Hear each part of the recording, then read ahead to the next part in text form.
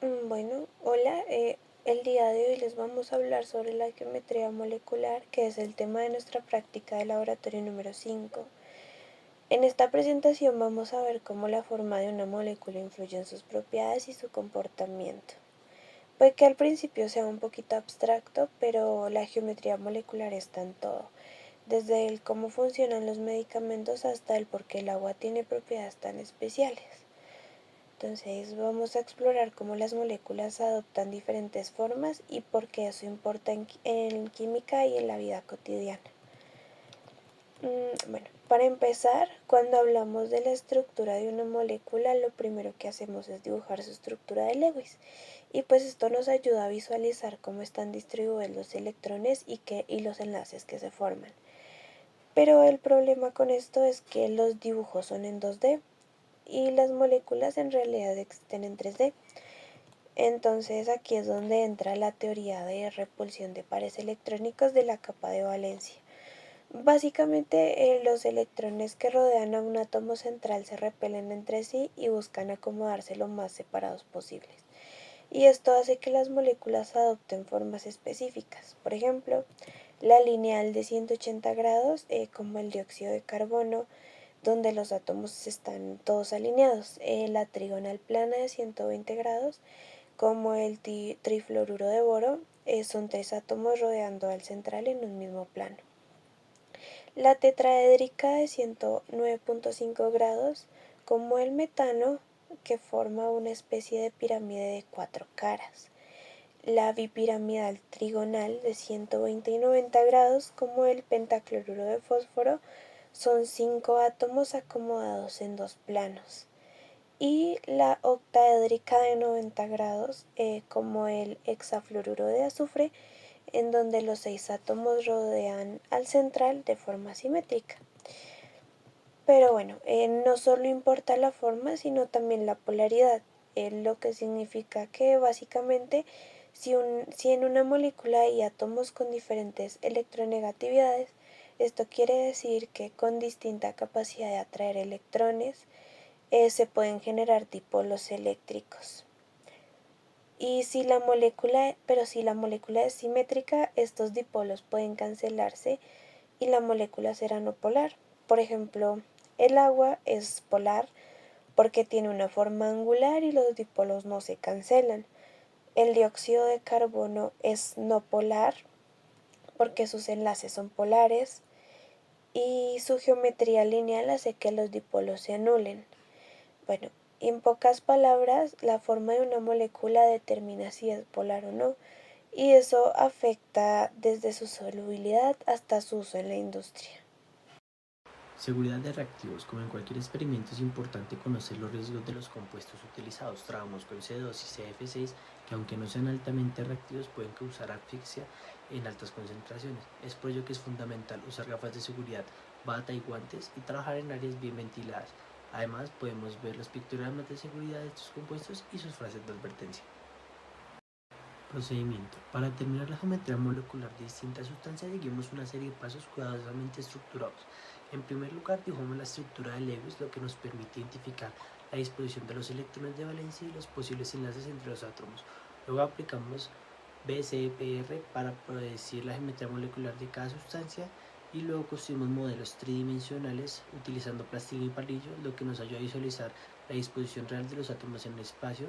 Y finalmente analizamos la polaridad y las moléculas en función de su simetría y momento dipolar, ya que esto ayuda a determinar si presentan una distribución homogénea o desigualdad de cargas eléctricas.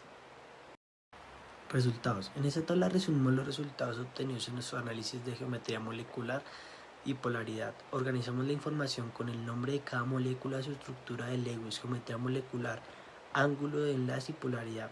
En los casos del CO2 y CF son no polares debido a su simetría molecular. El CO2, los dipolos de los carbonos se anulan por su geometría lineal, mientras que el CF4, la disposición tetraédrica, equilibra la distribución de carga. Por otro lado, el CH2O y NH3 son polares. CH2 presenta una geometría trigonal plana con un dipolo neto generado por la diferencia de electronegatividad con el oxígeno. En NH3 la geometría piramidal triagonal impide la cancelación de los momentos dipolares. Este análisis confirma la relación entre geometría y polaridad. Ahora, como análisis de resultados, es esencial comprender cómo la teoría de repulsión de pares de electrones en la capa de valencia determina la forma de las moléculas. Esta teoría postula que los electrones alrededor del átomo central se repelen entre sí y adoptan una disposición que minimiza estas repulsiones. Para poder determinar la geometría molecular es esencial primero hacer la estructura de Lewis para poder determinar los pares libres que tiene. Ahora, existen varios tipos de geometrías. Existe la geometría lineal, la geometría trigonal planar, la geometría trigonal piramidal, la geometría tetraédrica y la geometría cuadrada planar. Para la geometría lineal comparten dos pares de electrones al átomo central teniendo un ángulo de 180 grados como el dióxido de carbono. Para